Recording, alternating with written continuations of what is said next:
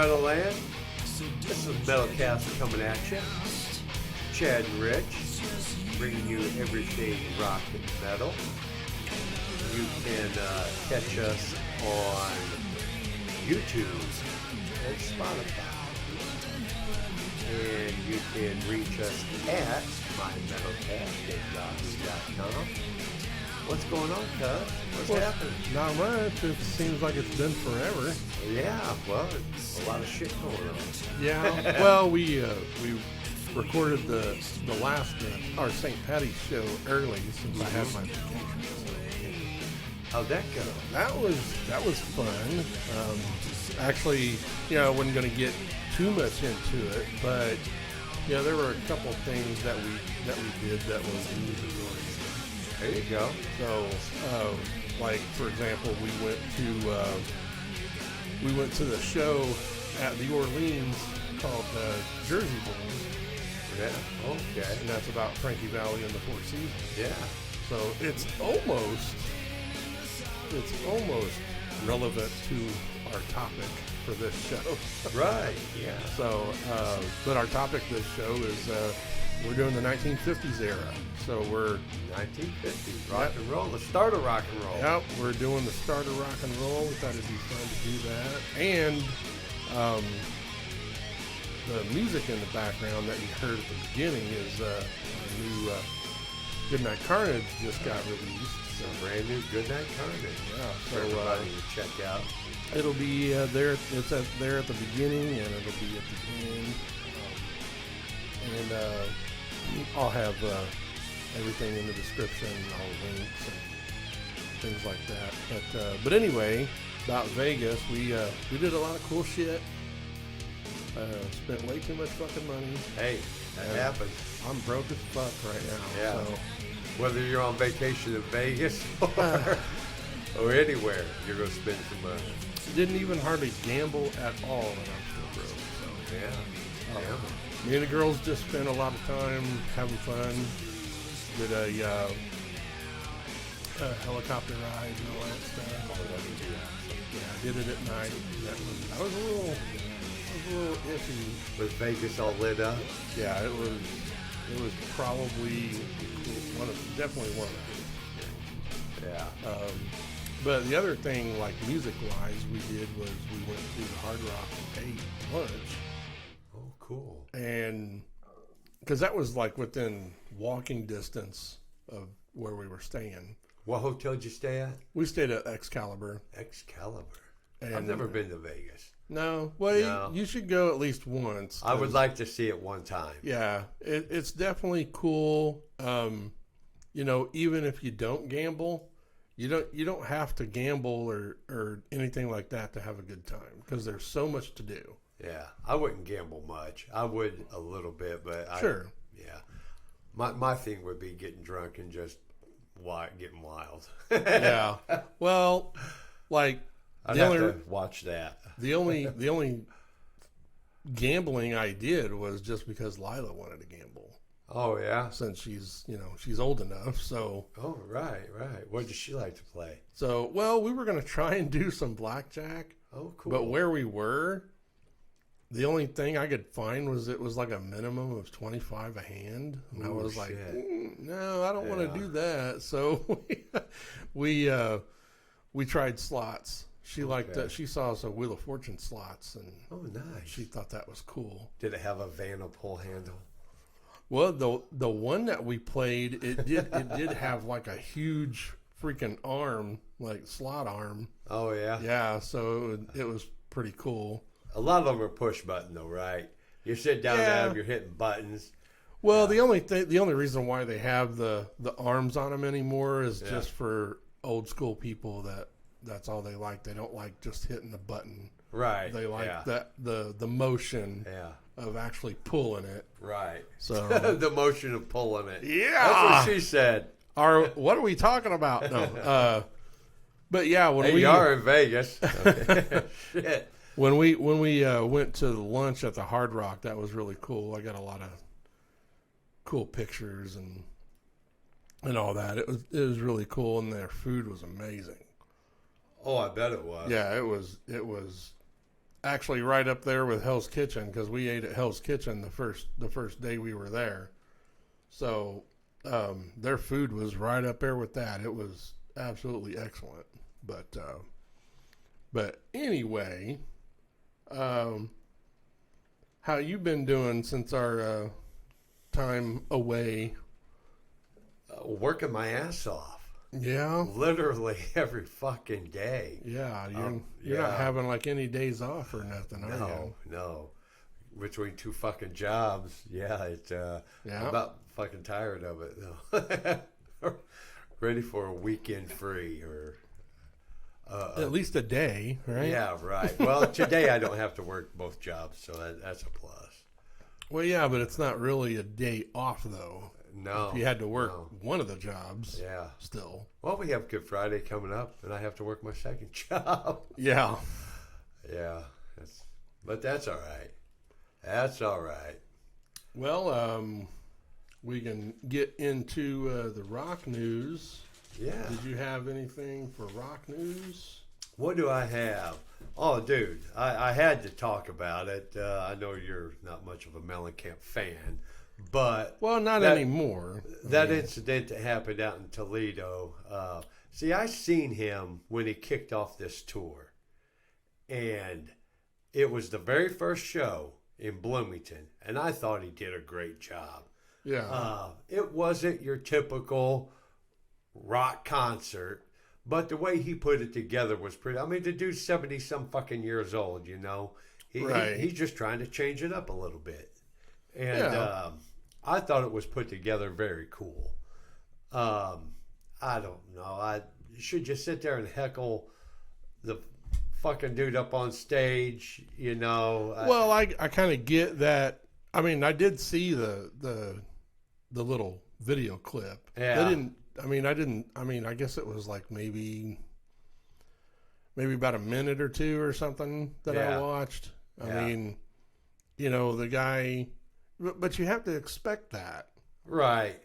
You know, especially he's a veteran. He's a music veteran. Yeah, he's been doing this. But he's also years. A Hoosier, and he's quick to say, fuck you, I'm out of here. Yeah. He's got that attitude. Well, you know? and I mean, I see where he could be upset about it or whatever, but he shouldn't have done it because he should have thought more of the other fans. Yeah. Well, he did come back out and finish the show after the fucking prick left.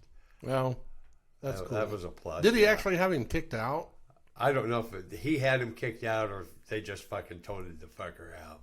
Oh. You know, I don't know. I didn't read that far up on it. That's funny. But I could see Mellencamp going, get this fucking jag off out of here. You know? Yeah, he probably went off stage and he told security, get this motherfucker out of here. Right. I don't want him here. Yeah. Give him, at least, you know, even give him a refund, you know. It's not like John needs the money. Oh, hell no. No, he does pretty good. What you got? I've got a couple of things, a few things. The first thing I guess I'll talk about is Jeff Pilson, the original bassist of Dokken. Uh-huh. I saw a story, an interview he did where he states his thoughts on the box set that was released from the Elektra years that was released last year. Right. He said he was kind of pissed off about it. And he kind of went into detail. It's called the Elektra Albums box set from 1983 to 87. So it has their first album, Breaking the Chains, from 83, Tooth and Nail from 84, Under Lock and Key from 85, and Back for the Attack in 87. And Back for the Attack is a double. Oh, cool. So it's a double vinyl. Those are some powerhouse albums, too. Dude. Oh, those first albums, are my absolute favorites. I mean, I love, you know what, big Dokken fan I am. Yeah. You know, they were one of our features. Sure. One of our early features. Yeah. But Jeff Pilson said he was pretty fucking pissed off because it was just, plain Jane. They didn't really do anything with it. It was too plain. There were no extras, nothing like that. He was pretty pissed off about it. Now, see, if you're buying a box set, you want some extra shit in it. Well, sure. You don't want to just have, a box set that includes the original shit. Right. Why buy that? Yeah. That's why I like the metallic ones, dude. They're packed full of fucking cool Oh, stuff. they have all kinds of stuff, man. I really want to get my hands. I want my hands on a Kill 'Em All and Justice for All. Yes, Kill 'Em All and Justice for All. I was trying to remember which ones I had. Yeah, I really want the. I want the fucking patches. That's why I want the Justice for All one. I want the fucking patches. Yeah. Yeah, if I didn't already have them on my jacket, you probably would have stolen them already. So. There you go, my Metallica jacket. But yeah, he said, and he even went into detail about how he offered, because he said he had tons of stuff of his own that he could have put with that. Sure. Tons of, never before seen photos. Right. I mean, can you just imagine what he has from that from their early days? And that's the kind of shit you want to see in a box set. Yeah, I'm like sure that. he has tons and tons of stuff from the tours that they did from those albums. Sure. And he contacted them and offered, and they said no. They said no. Fuck them. So he said he was pretty pissed off about it, and I just thought that was worth mentioning, because he said it's just really a disservice to the fans. Sure. And he said now, he said he could go and get a deal with doing it a different way, but why would you want to do it now? Because it's newly released. Sure. So he said maybe that's something they can think of years down the road. Yeah, give this 2 years to flop and then come out with something really nice. Right. Something that the fans will actually want. And I really agree with him with that whole thing, because that's some bullshit. Right. Well, just coming out with putting the albums in it. I mean, fucking get the albums, Yeah. That just give me the cool shit in the box set. Yeah, it makes no sense. Yeah. So, did you have anything else for rock news? I got a couple things. AC/DC, they have picked an opener for that little tour they're going to do. Oh, really? Yeah. It's Pretty Reckless. I thought that was a nice pick. Yeah. They're good rock and roll stuff. Rank right up there with AC/DC. That would be a good show. Pretty Reckless opening up, AC/DC coming on. That'd be fucking pretty cool. Yeah, they were supposed to be at that show that we saw when we first saw The Warning. I know. I wish they would have showed up. I was really looking forward to seeing them. I think they were having COVID issues in their camp. I think that's what it was. That was right after they... Maybe it wasn't right after everything opened back up. No, it was in 21 was when we saw The Warning first. That so things were still kind of going back and forth at that time. Yeah. So, but the venues were open. Yeah. And the month of March, 1986, March 26, 1986, Guns N' Roses got their first signing. They were signed to Geffen Records for $250,000. Nice. Each one of them got a $37,000 advance that Slash said was mostly spent on heroin. Well, yeah, I mean, that's why they got rid of Steven Adler anyways, because that dude was just crazy on drugs. Yeah. I mean, it fucked him up for the rest of his life. Yeah. They're all lucky they aren't, really. I don't know. It affected his the way he talks, like the way his mouth moves. Oh, yeah. I bet. It fucked him up, because he's actually, he's endorsed by the same cymbal company I am. Oh, is he? Yeah, Sultan. Right. So he's... and I guess that's what I could mention about our trip is we took a day trip to Sultan, California. Yeah, that's music. Related? Yeah. So went to Soul Tone and went to their headquarters and did my video shoot. Where's their headquarters? It's in Los Angeles. L.A. Yeah. Were there people shitting all over the streets? Not where we were. No. Oh, okay. We only went. Because I've heard that for the last couple of years that people just shit all over the fucking streets out there in California. Yeah, luckily we didn't see that. We had, it was actually, I think it was Encino. Oh, okay. Was where they're at. And then that was the only place we went other than we went to Santa Monica after that. Santa Monica Boulevard. But it was fun. It was cool to meet those guys finally. Yeah. You know, I've been with Soul Tone now for like 5 years. And you've never met them? Had never met them yet. Oh, that's pretty neat. So kind of got to put some faces with some names. Sure. And they are super nice. And it was awesome to be in the same room as Nick Menza, you know, the former drummer of Megadeth. Sure. Because he was endorsed by Soul Tone, and he was the main reason why I even started looking into Soul Tone. Oh, really? Yeah. And because my thought was, well, shit, if Nick Menza's using these, they've got to be good. Right. He's not going to use shit. Yeah. So, and that's the whole reason why I started looking into him, and, you know, I got endorsed by him. So, right. You know, which is really awesome. And he's, it was cool to be in the same room that he recorded his videos in, and they had like a wall, had like some drum heads and stuff on the wall that were signed, and kind of like a tribute to him. Sure. So yeah, it was really cool. Awesome, dude. That'd been fucking cool. So, and the video will be out. I did like 3 or 4 takes, and I did The Road.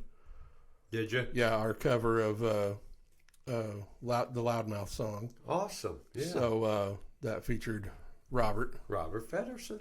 And so that'll be out here. They said probably a couple weeks or so for them to edit it and all that kind of stuff. So I'm looking forward to seeing that. Yeah. They had like different angles and stuff of me playing, and put that up on your drum channel. Yeah.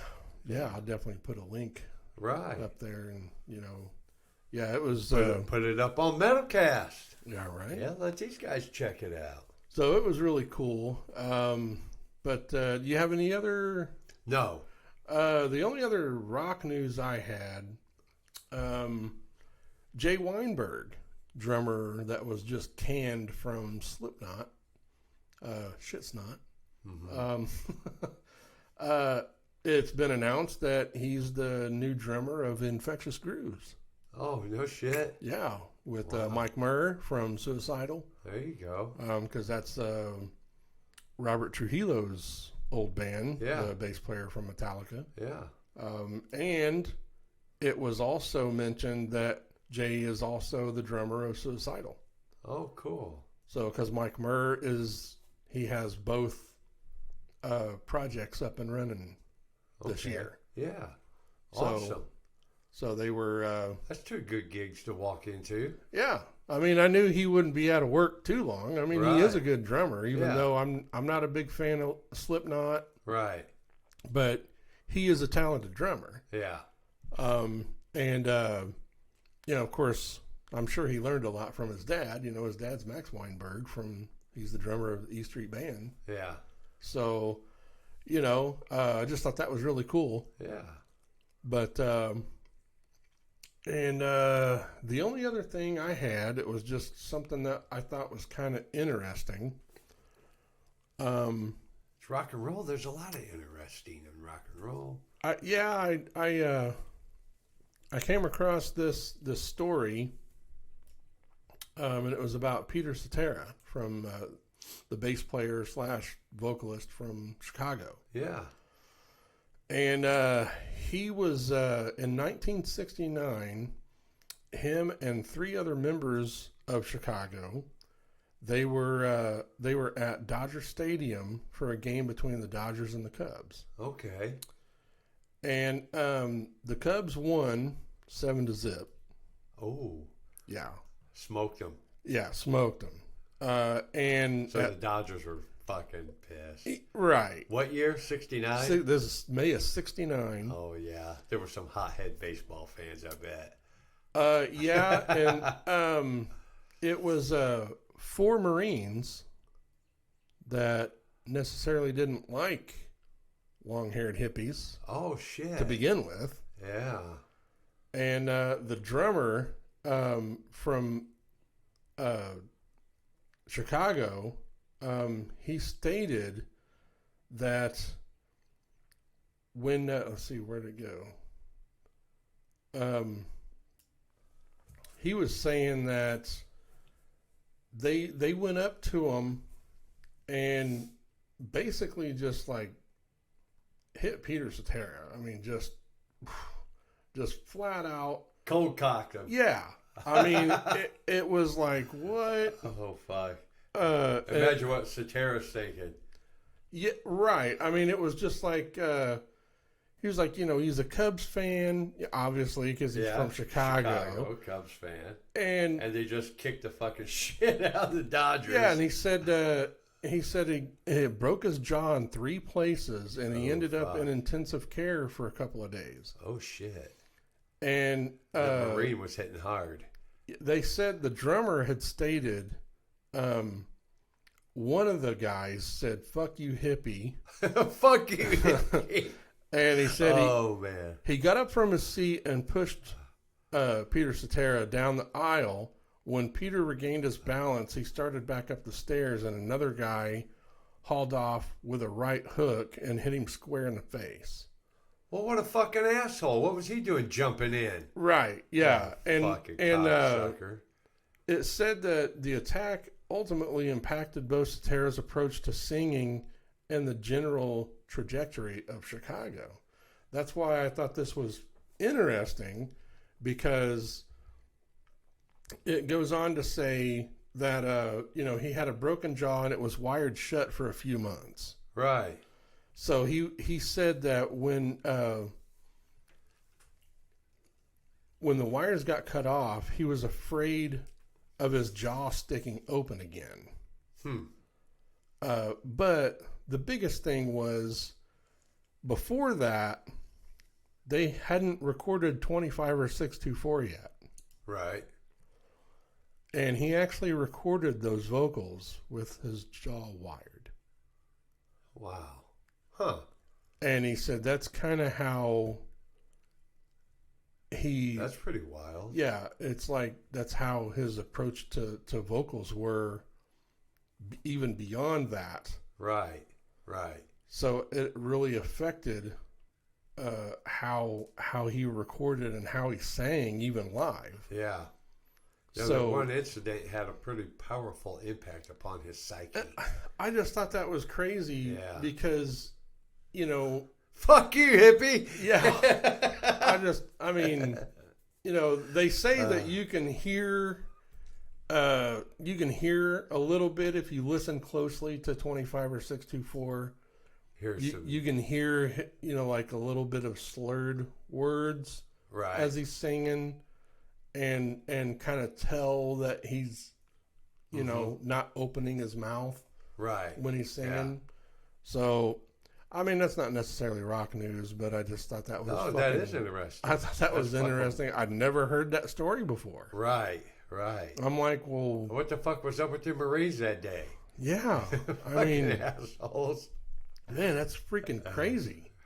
But Cetera gets cold cocked out of nowhere. Yeah, it's just freaking nuts. But it didn't keep him down, though. I mean, what a fucking resilient dude. Yeah.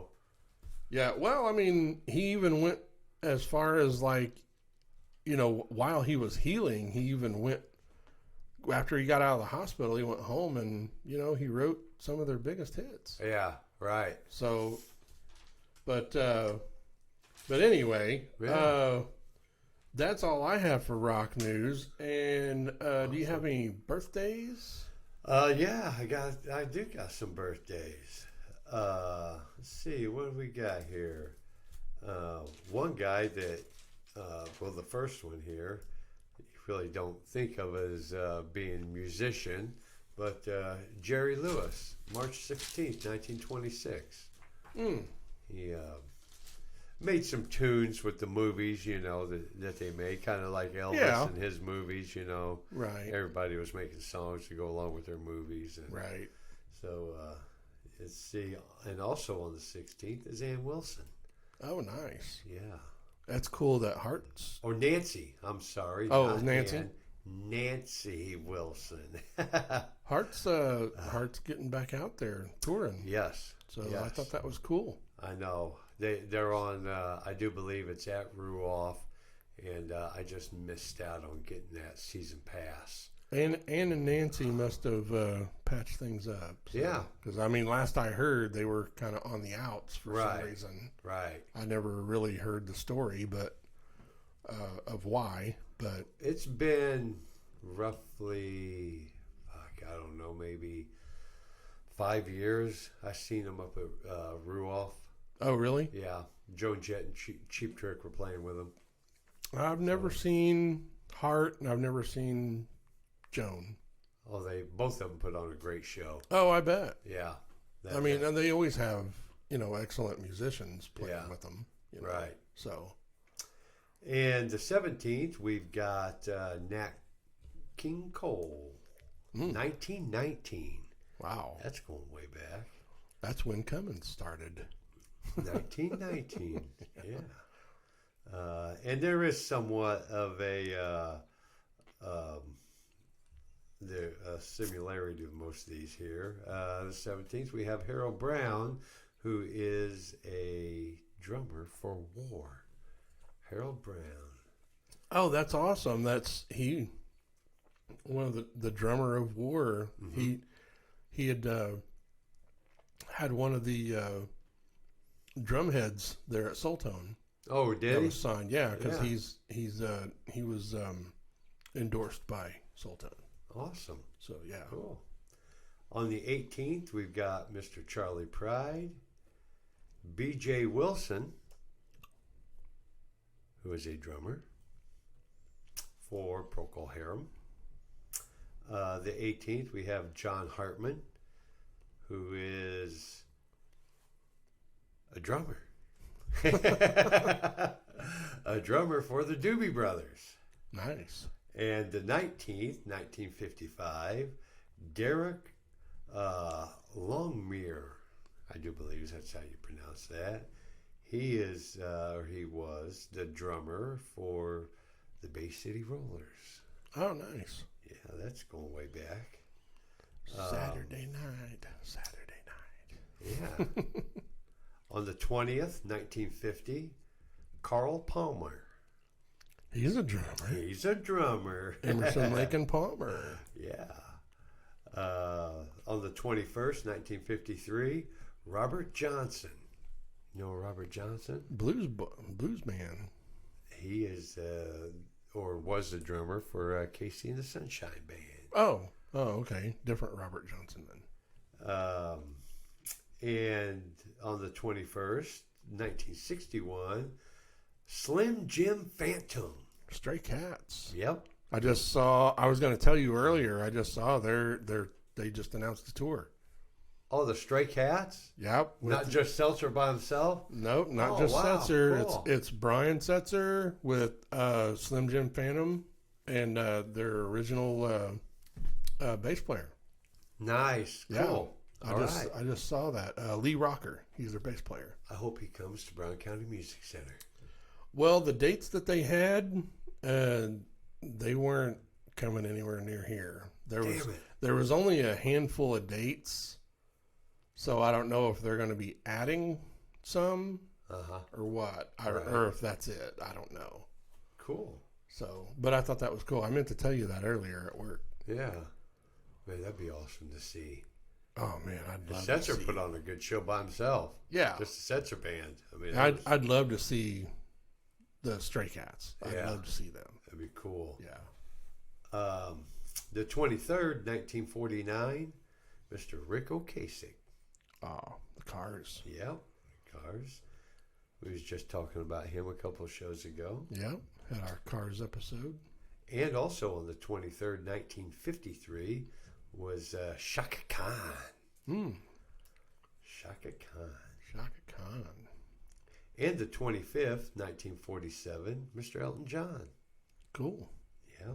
And followed by the 26th, a year later, Steven Tyler. And the 29th, we have Speedy Keen. You ever heard of Speedy Keen? Sounds familiar. He did the drums and vocals for Thunderclap Newman. Never Thunderclap Newman. Yeah, I guess that's not what I thought it was. I just put him on for the drummer theme. I was trying to establish with this birthdays. The 29th, Bobby Kimball, lead singer for Toto. Cool. Yeah. And notable this month, or this half of the month, Mr. Peyton Manning, Mr. Indianapolis Colts, on the 24th, 1976. And another interesting one was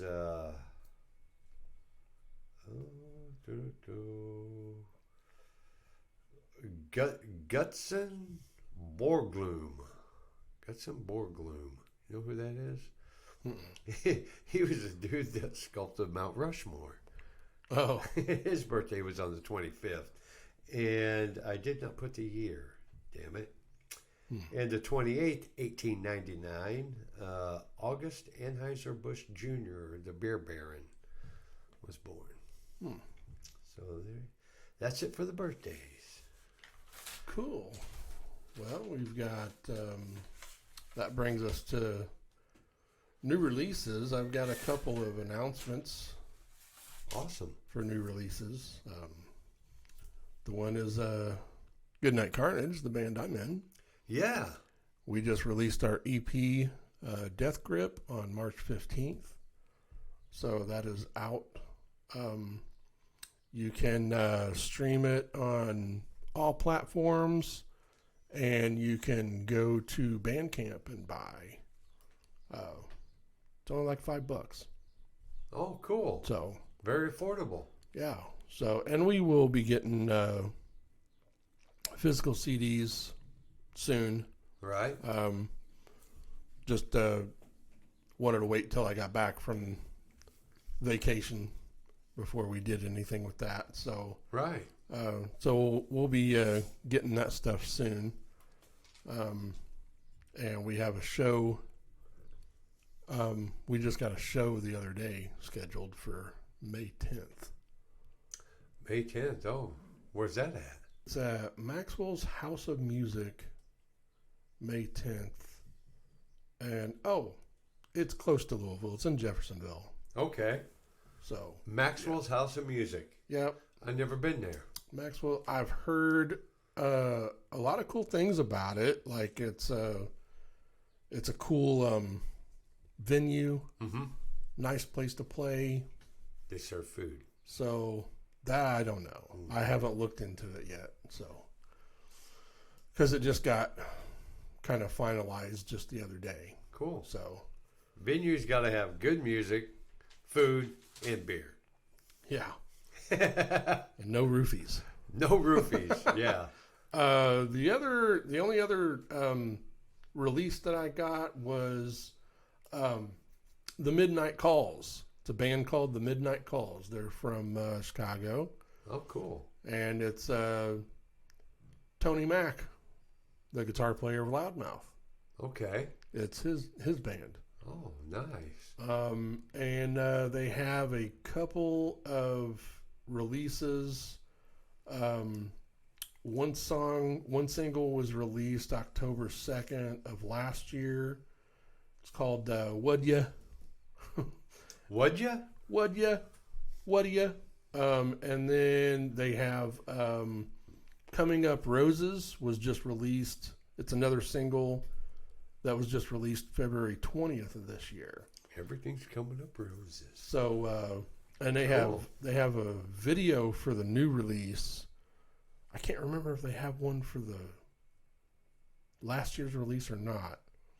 And I'm not sure if I didn't reach out to Tony and ask him about it. It looked like from his Facebook that he's out of the country. I think he's in London or something. I think he's just on vacation or something. Right. So I didn't really reach out to him and ask him about anything. So I don't know if they're having a soon-to-be album release, like full length or an EP, or if they're just doing singles or what. But sure, it's good. It's good rock and roll. Yeah. He's an excellent guitar player. All the loudmouth stuff is kick ass. Right. So yeah. Well, good for him. Check those out. You can look those up and see the video on YouTube or whatever.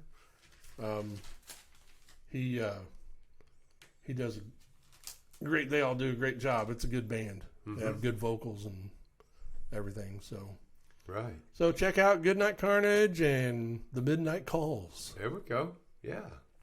And so the thing we have up next is our Off the Rails. Yeah. Off the rails. And I'll let you take the lead on that. All right. Our Off the Rails this show is a chick named Alicia Sims.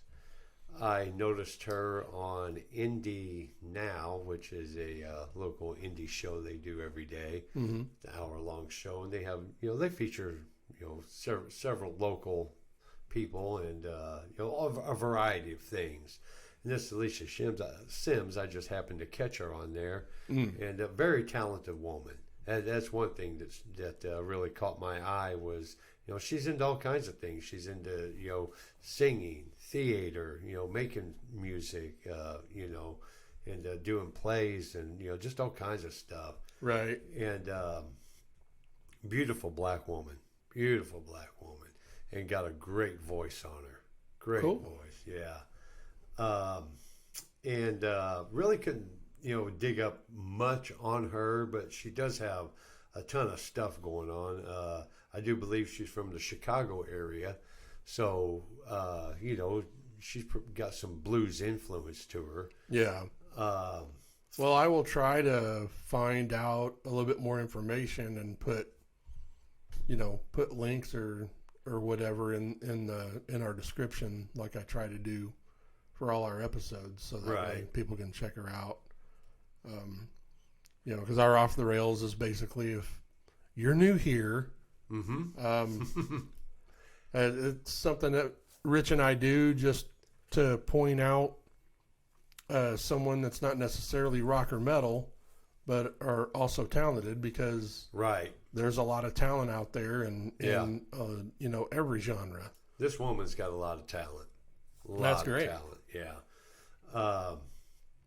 She's associated with the Naptown African American Theater Collective, and they're currently doing something called Ma Rainey's Black Bottom, which is a great play.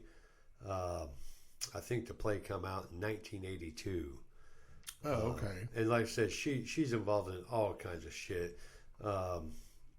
An artist at the Uncut Diamond, owner and managing partner at Quad Solutions LLC, founder of I Am Not Bulletproof, and just showed a great personality, great performer on that little segment they had her on.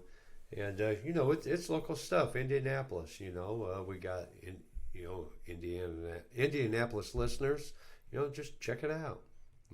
Support local stuff around Indianapolis. Just the state, really. Right. Yeah.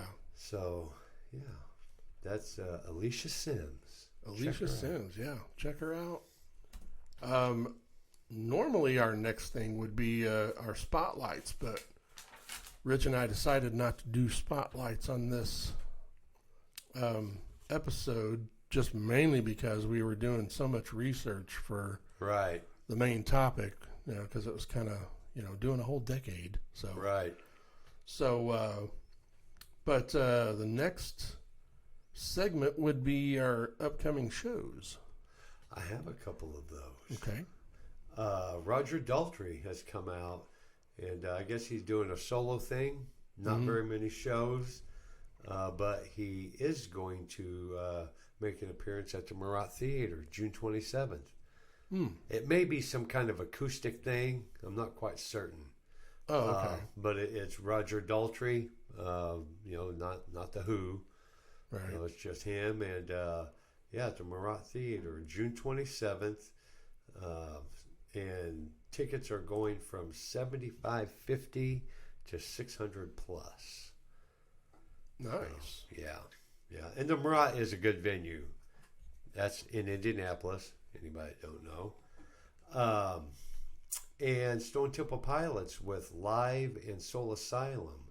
They are coming to Ruoff September 15th. And Ruoff at Noblesville. Lawn starting off at $41.30. The Pavilion starting off what I seen $67.20 to $200 plus. So that's those pavilion seats can get quite expensive. But I did notice for the Stone Temple Pilots show, the pit right up front was cheaper than the other seats. Oh, really? Yeah. Huh. And I know Bob's got a couple of shows coming up. Let's see what we got on him. He will be at Side Yard Saturday, March 30th, which is in Sawyer, Michigan. Mr. Feddersen, if you guys haven't ever seen him, check him out. Great musician. Wednesday, April 3rd. That's kind of odd for him to play one on a Wednesday. Yeah, he does every once in a while. Yeah. And this is Robert Roth Feddersen from Loudmouth. Yep. Him and his wife Terry Ann, they do some cool folk rock stuff now. Mm-hmm. Very cool stuff. On April 3rd, he will be at the South Bend Brew Works in South Bend, Indiana. April 6th, which is a Saturday, he will be at the Miskatomic Brewing Company in Darien, Illinois. And Sunday, April 7th, at Off Square Brewing in Crown Point, Indiana. Nice. So that's and upcoming shows. I know we haven't really talked about it much here recently because we haven't been to any, but I actually got to go see 2 concerts here recently. Yeah, which was freaking awesome. I was ready for some live stuff. Where'd you go? I went to Brown County Music Center to see Tower of Power, and which was great. Horns, keyboards, Tower of Power. They're an older act. Yeah. I think, hell, they probably started back in the 60s. Just excellent stuff. Played a great show. The instrument sounded good. In Brown County, it just sounds great. Oh, yeah. The music just rings through that place. Fucking awesome. And I went to see a Whitney Houston tribute, Queen of the Night, which was pretty cool. I took my daughter to see it with me. Nice. And surprisingly, we were at second row. Oh, wow. Won both tickets on the radio. Thank you very much. Compliments of WJAA out of Seymour, Indiana. Yeah, not far from us. Right. Thank you very much. Had a real great time. That Whitney, that was a pretty class act thing to see. That's cool. Yeah. The chick did a great job singing Whitney. She got her voice up there, and it was pretty nice. Cool. I loved it. That was in the Egyptian Room up in Indy. Oh, okay. At the Old National Center. Yeah. Yeah. That's a great venue. It is. Yeah. Yeah, we saw the Warning there downstairs in the Yeah. basement. That was great seeing them there. Yeah. That was such an awesome show. Right. We was right up front for that one. Yep. Right up front. I love it. So, yeah, that's it.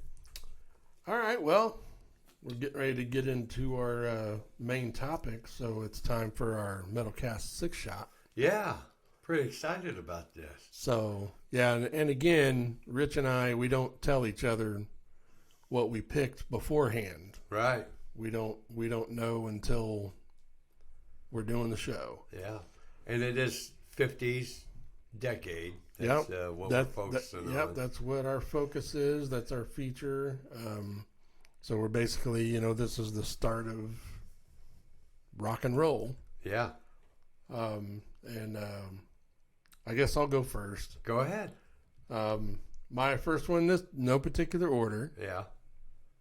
But At the Hop by Danny and the Juniors. Yeah. That was in 1958. Okay.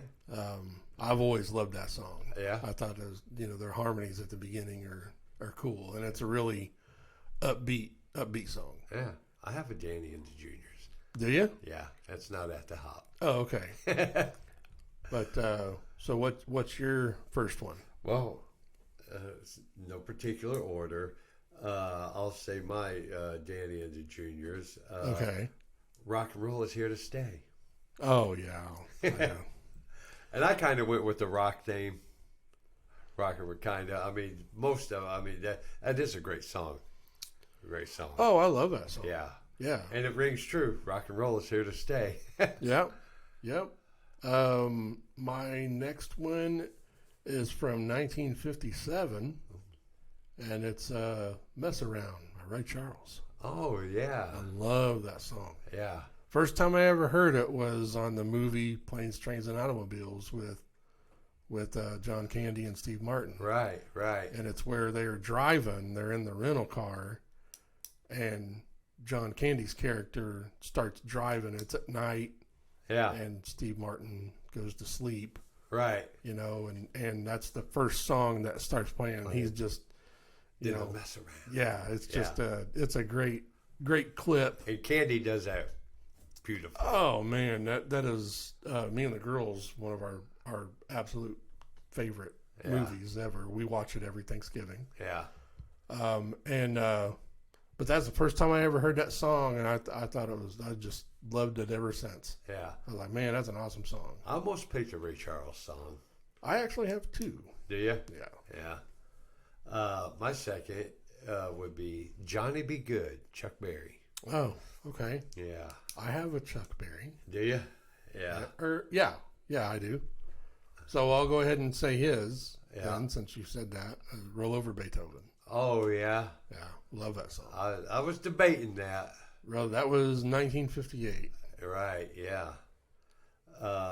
So my next would be Rock Around the Clock. That's on mine too. Is it? Yeah. Bill Haley in the Comets. Bill Haley and his Comets, 1954, Rock Around the Clock. Yeah. And we'll get back to that here shortly because Rich and I have done some extensive research for this episode. So what's your next? Good golly, Miss Molly, Little Richard. Little Richard? Yeah. Little Richard's so fucking awesome. Yeah. It really is. Yeah, he was definitely over the top. Yeah. So, yeah.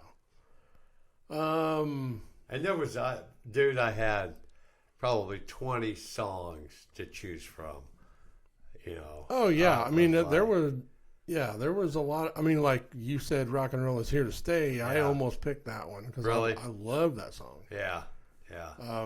There's a lot of great songs from the very start of rock and roll. There are, dude.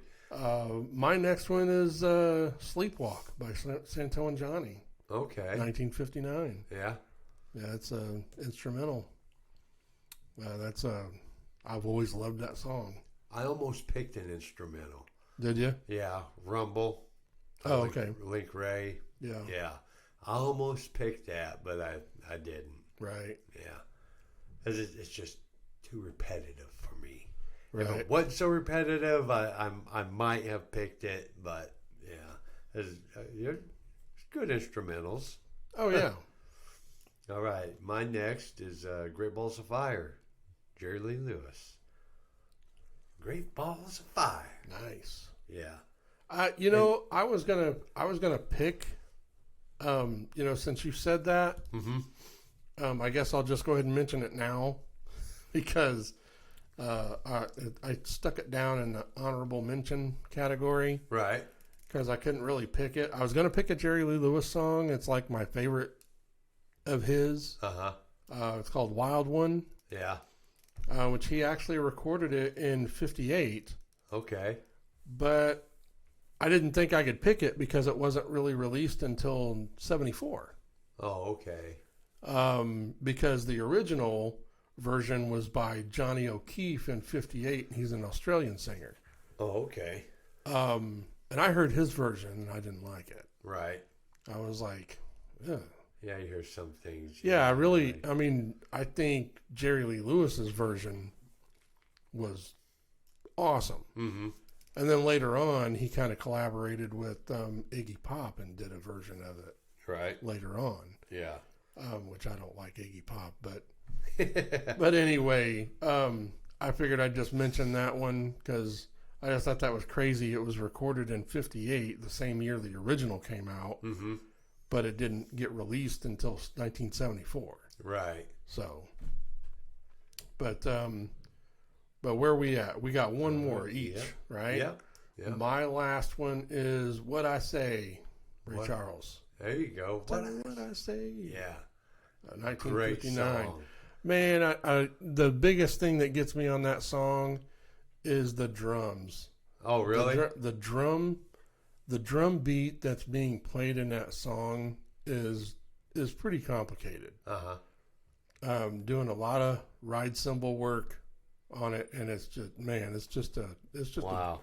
a badass song. And Ray Charles was a badass anyway. Mm-hmm. Right. Very, very extremely talented guy. Mm-hmm. He has awesome songs. So that's you got one more, right? Yep. Shout. The Isley Brothers. Oh, okay. Yeah, I've always loved that. Yeah, always loved it. Yeah, yes. there are a lot to choose from. This leading into our main topic here, the 1950s era, the start of rock and roll. Yeah, and what I came up with was, the roots of rock and roll came from R&B, boogie woogie, country, and folk music. The old boogie woogie. Yeah. It's like rockabilly and jump blues, to be credited for that as well. Your mom would be like, "Don't you be doing that boogie woogie." But at the beginning was in the 40s with songs like Rock Woogie by Jim Wynn's, 1945, Rockin' the House by Memphis Slim and the House Rockers. That was in 46. We're Gonna Rock in 47, and Rock and Roll in 1948 by Wild Bill Moore. Okay. So, you had a lot of songs that had rock or rockin' or rock and roll or whatever in the title. Sure. And I know you actually did a little bit more extensive background on that than I did. Mm-hmm. So you can talk a little bit about that if you want. Well, what I come up with, the term rock and roll come from ships, and sailors being out there, and rock would be side to side, the roll was front to back, right? So they'd be doing the rock and roll, yeah. And it just kind of turned into something where, like the 20s and the 30s and the 40s, people would be out there dancing, and their bodies would be doing like a rock and a roll, Yeah. So it kind of got associated with that. And I even went as far back as 1881, where there was a comedian, John W. Morton, that performed a song titled "Rock and Roll," all the way back to 1881. Yeah, that's crazy. You know, someone coming up with "Rock and Roll," Right? "Rock and Roll," or however that song may have went. Who knows? Yeah, I mean, it might have not have even sounded anything like rock and roll. Right. And not like, some of these other, the songs that I mentioned that were from the 40s, they weren't necessarily, rock and roll. But in my opinion, like there's a song called Good Rockin' Tonight by Rory Brown that was released in 1947. And that song and the song Cadillac Boogie by Jimmy Liggins, which was recorded in November of 47 and released in 48. Mm-hmm. Those two songs right there, in my opinion, are the first true rock and roll songs ever recorded. Right. Just because, like when we've heard before, people talk about the birth of rock and roll. A lot of people mention Elvis Presley or Bill Haley and the Comets. Right, right. Which those weren't until, Bill Haley, he recorded a song that's called Rock the Joint in 1952. Mm-hmm. And when I listen to that song, it's the basis for Rock Around the Clock. Yeah. Right. It is pretty much rock around the clock. Yeah. And I never knew that. Right. I never knew about these other songs, because a lot of people say that Rocket 88 is the first true rock and roll song recording. Mm-hmm. But from the research I did, I don't agree with that. Right. Because for one, the Cadillac Boogie that I mentioned by Jimmy Liggins, that was recorded in 47 and released in 48. Mm-hmm. You listen to that song and they even say that Rocket 88 was based off of that song. Oh, really? Yes. Okay. So you can hear it. Yeah. You can hear the arrangement and the bass of the song. Sure. And you can tell. Yeah. Now Rocket 88, that was Jackie Brinston and his Delta Cats. Mm-hmm. But that was actually Jackie Brinston was Ike Turner's saxophone player. Oh, Ike Turner's? Yeah. Right. And it was Jackie Brinston and Ike Turner are the songwriters for that song. But, mm-hmm. Back then shit got shifted and shit got put out really, really quick. Yeah. And of course there was no copyright laws back then. Right. And so I kind of got pushed out. There are only some places that give him songwriting credit to Rocket 88. Mm-hmm. Because it said as Jackie Brinston and his Delta Cats. Well, the Delta Cats were actually Turner's backup band for his Kings of Rhythm band. so everybody in the Jackie Brinston and the Delta Cats, that was fucking Ike Turner's band. Yeah. His never telling Ike to get fucked. Yeah, he was probably trying to bitch slap everybody, and they was like, "I'm getting the fuck out of here." Well, from what I understand, it was the label that pushed it. Oh, really? It wasn't like Jackie Brinston. It wasn't like him and the other band members were trying to fuck Ike over, right, or anything. It was just, it was like I said, it was just a really quick thing. Mm-hmm. Sure. and the label was like, okay, well, we want to release this, and this is the name we're slapping on it. Yeah. Right. So, and like I said, Ike Turner and Jackie Brinston, they've even said that Rocket 88 was based off of Cadillac Boogie. Yeah. So, how can Rocket 88 be the first recorded rock and roll song? Right. Yeah. So, like I said, I think Cadillac Boogie and Good Rockin' Tonight, anybody and everybody has heard a version of that song. Uh-huh. And that was recorded, that was released in 47. Right. So, yeah. you know, It like, sounds to me like somebody at some point is just trying to take off with that Rocket 88 business and tried to label it. yeah, I mean, because they want to say, you know, the 50s are the start of rock and roll, you know, because Elvis was coming out, Chuck Berry, you know, right. all them guys were hitting big, you know, in the 50s. Now, they were a big part of it. Yeah. They were definitely a big part of it, even though I don't like Elvis. Right. So I think they want to try and label the 50s as that rock and roll startup, you know, the startup of rock and roll. Yeah, and then the actual rock and roll term came from Alan Freed. What year did you say that was earlier? Wouldn't that? That like was 51. Yeah, that was 1951. Yeah, I know he came up with, you know, that term for the music. Right. He's the one that kind of established the rock and roll genre. Yeah. You know, right. He put the term out there. He labeled it. He put the term out there to commercialize it. You know, send it over the airwaves. You know, Right. hey, this is rock and roll.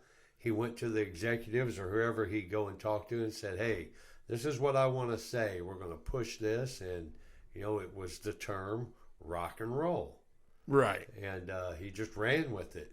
And fuck, what a job he did, you know? Oh, yeah. Yeah, I mean, it's, well, you know, and I go back to Rock Around the Clock, which a lot of people think that's, you know, kind of like the birth of rock and roll, too. But that wasn't until May of 54. Right. And, you know, that song was written by Max C. Friedman and James Myers in 1952. You know, you have to go back to like I was mentioning, the song called Rock the Joint, which was by Jimmy Preston and his Prestonians. The Prestonians. And that was released in 49. That was written by Harold Crafton, Wendell Keane, and Harold Bagby. Bagby was a studio musician, and he played piano and organ. And it was the cover by Bill Haley was in 1952. And like I said earlier, that is the basis of Rock Around the Clock. Right, yeah. You know, he took the base of Rock the Joint and, you know, kind of revamped it. Sure. And turned it into Rock Around the Clock. Now, I mean, I'm not trying to take anything away from Bill Haley because he was very talented. Right. Him and his whole band were great. You know, the guitar player, I did want to mention that. The guitar solo in Rock Around the Clock is something that, especially back then, that was, people weren't playing like that. Right. I mean, that was a pretty complicated guitar solo that they were putting out there, and it was great. Right. You know, it was cool hearing that. And you know, like the first couple seasons or so of the TV show Happy Days was the And you know, actually, Bill Haley, that wasn't the original that they played on that. Bill Haley had went back and re-recorded it just for the show. Oh, he did? Yes. Cool. So, but anyway, that's my opinion on where the rock and roll actually started and what songs actually started it. Yeah. You know, but you of course you got to give credit to the other, you know, like Chuck Berry, like you said, Jerry Lee Lewis, yeah, Elvis, Little Richard. Little Richard. I mean, they in their own way, they helped out with starting the rock and roll thing. Sure. And they were still a big part of it. Fats Domino. Oh yeah, he was in it. Yep. Ricky Nelson. Bo Diddley. Yeah. I mean there was Buddy Holly. Yeah. Rosetta Tharpe. Yeah. Connie Francis. There were a couple women. In fact, one of them, going back to 1922, a chick called Trixie Smith, a blues singer. Mm-hmm. Her and a dude named Blind Blake from 1927, a blues singer. And both of them have been termed as rock and roll, even back then. Huh. In the early and mid 20s. Yeah. So the term rock and roll, goes. I come across something from 1938, "Rocket for Me" by Chuck Webb and Ella Fitzgerald, with lyrics saying, "Won't you satisfy my soul with the rock and roll? Won't you satisfy my soul?" That was in 38. Right. And so, the terminology was there. And I didn't listen to that song, so I don't know, how much rock and roll it is. But, well, I'm sure that was early enough to where it probably wasn't even. It was probably more bluesy. Yeah, yeah. R&B, right, whatever. Right. So I'm sure it wasn't. But I mean, that's where the start of rock and roll came from. Mm-hmm. Like they came from they called it the jump blues or yeah. Swing music, like sure. the big bands from, the 20s, 30s, and 40s, like Glenn Miller. Right. Bands like that, which were great. I mean, because to me, that is a basis of from where rock and roll derives from. Yeah. Because you can go back and you can listen to that kind of shit and you can hear it. Sure. I mean, you just add, one thing is they were saying that kind of changed it is basically got rid of the big band part of it. Right. And it became, led by either guitar or piano. Sure. And that's kind of, the bands were smaller. Right. They were only like, 4 or 5 piece bands. Yeah. Right. So, if they were going to leave an instrument in, there's a lot of 50 stuff that's still got a horn instrument in it. Oh yeah, usually sax. Yeah, usually saxophone. And a lot of it that attracts me is the piano. Mm-hmm. That there's piano all over the 50s. Oh yeah. That's I love piano. Well, yeah, me too. I mean, look at Jerry Lee Lewis because in my opinion. I mean, if we're going to dub somebody the king of rock and roll, sure as fuck ain't going to be Elvis. Yeah. In my opinion, it was Jerry Lee Lewis. Yeah. Should have been dubbed the king of rock and roll because the biggest thing that hurt him was he, his cousin. Fucking married his cousin. And she was only 13. So that's what derailed his career. Right. If it wasn't for that, he would have surpassed Elvis. Yeah. Because he was a run for his money. Yeah, he was getting way more popular than Elvis. Yeah. And if it wasn't for that happening, he would have surpassed him. Right. I mean, I think we've talked about my opinion of Elvis. I just don't. For one, he was just kind of a piece of shit guy, Yeah. Didn't treat people very well, especially people close to him, like Priscilla. Mm-hmm. I actually, on the plane ride back from Vegas, I watched that new movie called Priscilla. Oh, did you? Yeah. And it's her take on, it's her opinion and, her facts. Right. From the very beginning. Hmm. And, Elvis always kind of come across to me as just some kind of wild drug addict that, you know. Yeah, and he really was. Yeah, he was a drug addict. When Absolutely. even all them dudes were taking pharmaceutical speeders. Yeah. Back then, you know, smoking grass wherever the hell the grass was back then. You know. He was doing that before he even met Priscilla. Right. He was a fucking addict before he even met her. Yeah, and I think that's what probably hurt Elvis is the fact that he became an addict so quick. Yeah. You know, but it was also probably very plentiful to those guys. You know. Oh yeah. Like in the '80s, they were just tossing Ozzy fucking ounces of cocaine left and right. You know, here's another ounce, Ozzy, here you go. Yeah. You know, but yeah, I don't. I just don't have much respect for Elvis and his stamp on rock and roll. I mean, I'll give him credit where it's due. Yeah. You know, to me, he was in the right place at the right time. Mm-hmm. Just that's how I feel about the Beatles. Sure. Because I think they're overrated. Yeah. But that's how I think he was just doing something different. And was just at the right place at the right time. Yeah. Because I don't think he was all that talented. He caught a good craze. Yeah. Yeah. Yeah. Just like the Beatles did. Yeah. You know, they were doing something different. Right.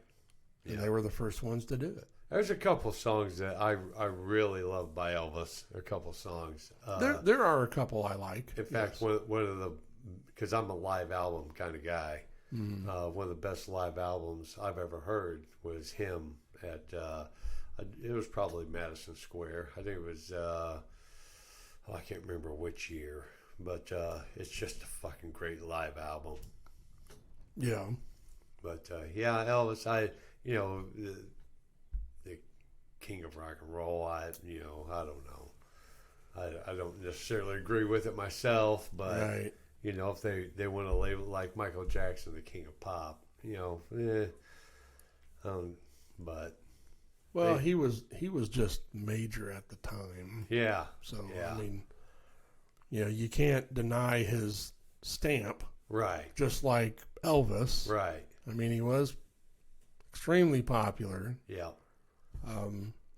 But all them guys, Buddy Holly, he was, you know, he would have, you know, lived, you know, who knows what he would have done. Yeah, know? And I mean, I do want to mention him. You know, talk about him a minute, just because he, you know, there were so many songs I could have put on here, you know, for the Six Shot, but Peggy Sue, great song. Him and his band were just awesome. Yeah, they were great, and they sounded great together. Yeah, you know, I mean, they just made a good music. Yeah, good music. Yeah, they were all really talented. Right. Really, really talented. I really like Buddy Holly. Mm-hmm. He was great. Yeah, I almost put him on my Six Shot. Yeah, I mean it was close. it was close, but they're just like you said before that. You know, there's just so many to choose from. Yeah, right. You know, especially when you're talking about a whole decade. Yeah, you're not just talking about a single band. Right. Yeah. So it's, you know, I'm happy with the list that I made. Yeah. Because, you know, it is true, but man, there are just so many others that are just right up there. Well, you know, when it was first coming out, they were just doing such a good job. And, you know, like, you know, most of them, like you said, you know, this song sounds the same as this one. They just kind of revamped it a little bit. You know, they were all doing that. They had caught a sound and they were just running with it. You know, change this up a little bit, you know, change the words up, you know, do whatever. Right. Let's mix it up a little bit different and throw it back out there. Change the chord progression. Right. You know. Whatever. And I mean, and that's true throughout music, period. Mm-hmm. You know, people don't realize how things, even if they don't mean to. Yeah. You know, there's been, you know, numerous things that have fucking done that. Right. You know, numerous bands that have basically stole shit from other bands and they didn't even mean to. Right. You know? Yeah. the one that I can think of there's two I can think of right off the bat. They're both in the 80s. Mm-hmm. The one was Money for Nothing by Dire Straits. Okay. And Mark Knopfler, who wrote the song, he when they were recording, Sting was in the studio as well, the same studio. Right. And does he do backup on that or something? He asked, Mark Knopfler asked Sting to do backup on Money for Nothing. And when he's saying, I want my MTV, well, that's the same melody as Don't Stand So Close to Me. Yeah. So he had to give Sting co-writing credits on the song. Oh, okay. Because of that. Yeah. And like I said, he didn't mean to do it. It just kind of worked out that way. That's just the way it was. Yeah. Because they realized when he asked Sting to come in, he was like, oh, wait. Yeah. So he just gave him royalties and co-writing credit for the song, and that fixed everything. That song is the number one song to piss me off when it's played on the radio. What, Money for Nothing? Yes. But the simple fact is they play the fucking radio version or cut-up version, whatever you want to call it. Yeah, they do that on all the fucking songs. And I don't think, in today's day and age, what the fuck are you worried about saying faggot for? Yeah. I mean, come on. And it's a great part of the fucking song. Yeah. That should be left in there. It doesn't extend it so far that it can't be played over the airwaves, I mean, fuck, come on. Yeah, it's dumb. Yeah, and I used to call into radio stations every time I heard them cut it up and be like, you fucking assholes. Well, that's play the fucking song. You want to bleep it out, bleep it out. Let the fucker play. The second song talking about that accidental shit was Ghostbusters. Oh, really? The Ghostbusters theme. Yeah, Huey Lewis heard it and sued him. Ray Parker? Yeah. No shit. Yeah, because it's the same melody as I Want a New Drug. I Want a New Drug. It's the same, it was the same melody. And Ray Parker Jr. didn't mean to do that. Right. Did he acknowledge it? Oh yeah. Like once Huey got things rolling, his lawyers got a hold of his, Ray's lawyers and so they had to give him songwriting credit and royalties for I just now I'm thinking about it. Yeah. Yeah, it's this because if people don't understand this, and it is kind of difficult to decipher because it's legality shit. Yeah, right. But you cannot copyright lyrics. Right. Lyrics cannot be copyrighted. Only the melody of the song can be copyrighted. Sure. That is the only thing that can be a copyright. Is the melody. Right. If it has the same melody, then it's copyright infringement. Sure. Now, it could have the same chord progression in different order, and it won't be considered. It couldn't be considered copyright infringement. Yeah. It has to be the melody. Right. So, because that's the only thing that can be copyrighted in a song. Okay. You can't copyright the name of a song. You can't none of that is you can't copyright it or trademark it. Right. Just the melody. Just the melody. Right. So that's why they're all so quick to jump on it. Oh wait, no. Yeah. Right. Just like when that dipshit what was that, Fantasy Records or whatever that tried to sue John Fogerty in the 80s for basically plagiarizing himself, saying that Old Man Down the Road was the same as Run Through the Jungle, I think, or was it Run Through the Jungle or Green River? It was one of the two, and John Fogerty took a little practice amp and his guitar in the courtroom. Yeah. And he played, and he asked permission from the judge to play him the difference. Right. And he played the difference to show a distinctive difference. Yeah. And the judge dismissed it. Good for him. Yeah. So he played in court. Yeah. He played pieces of both songs the main riff. Yeah.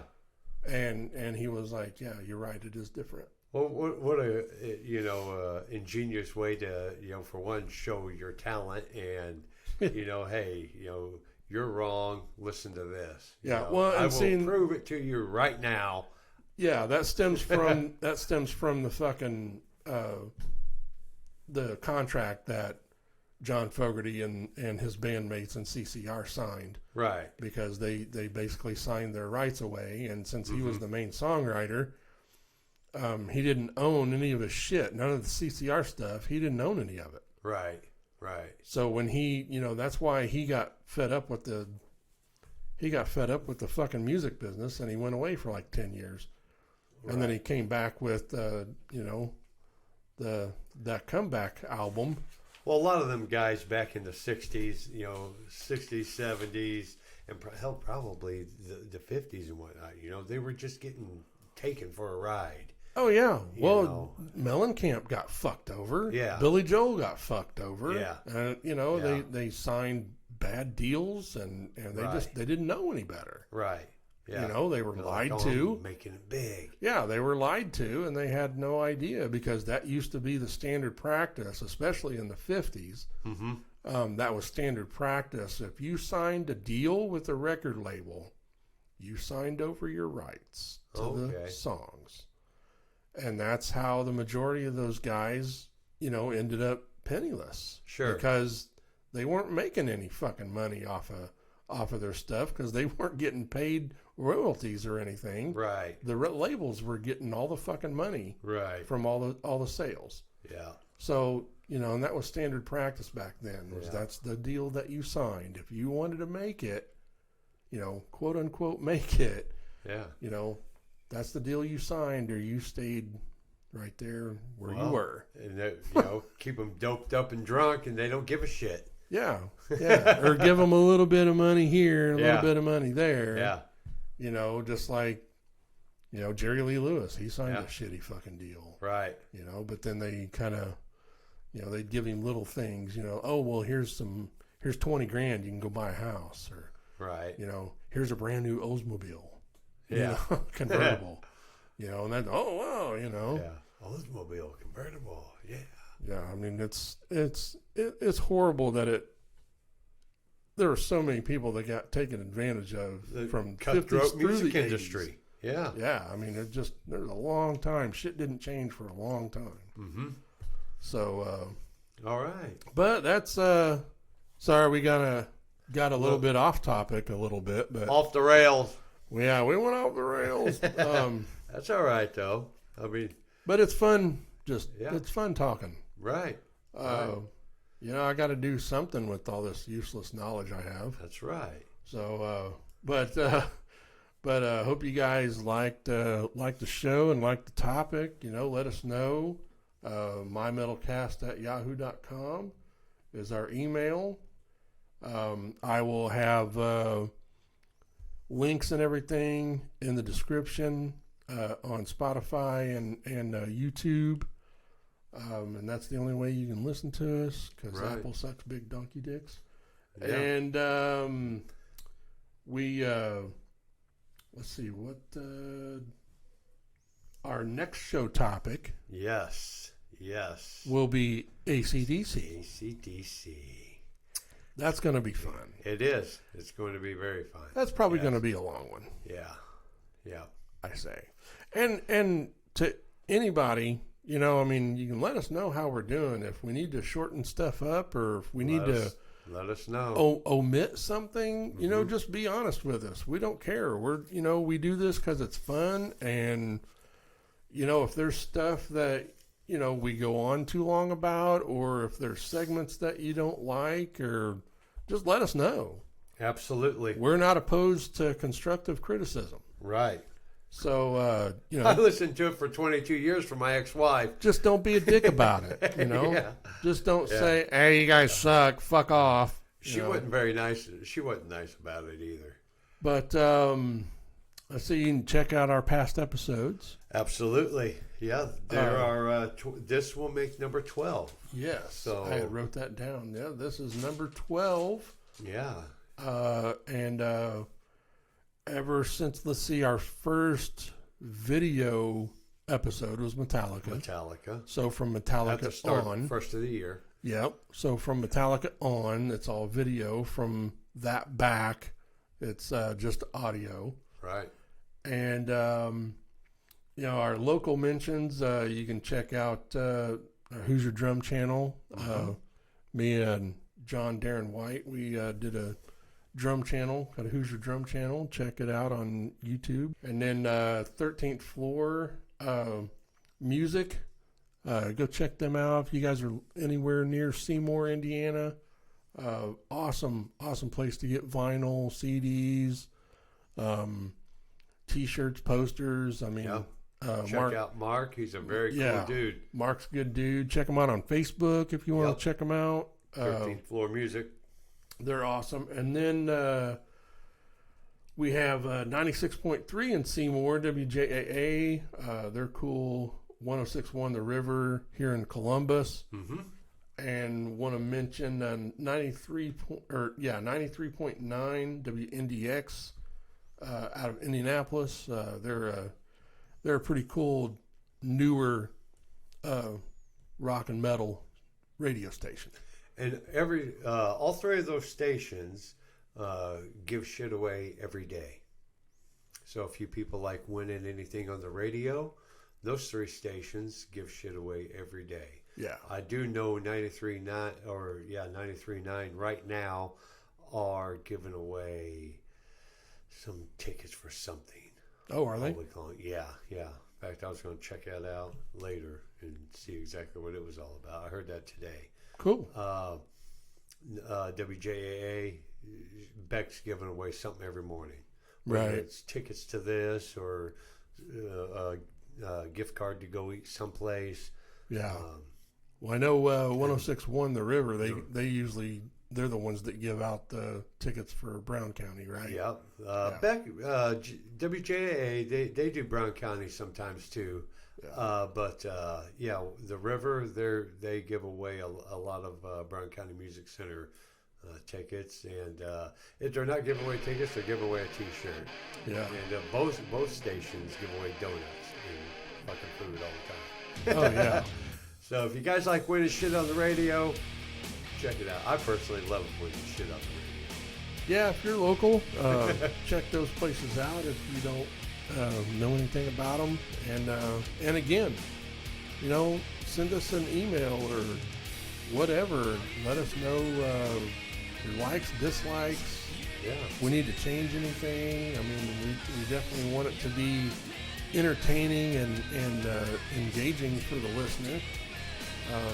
Not just doing this just for the hell of it. You know, we want people to listen. Right. We will change just about anything, just not our gender. Right. Yeah. We're not gonna switch teams. No. But yeah, just let us know. So I hope you guys like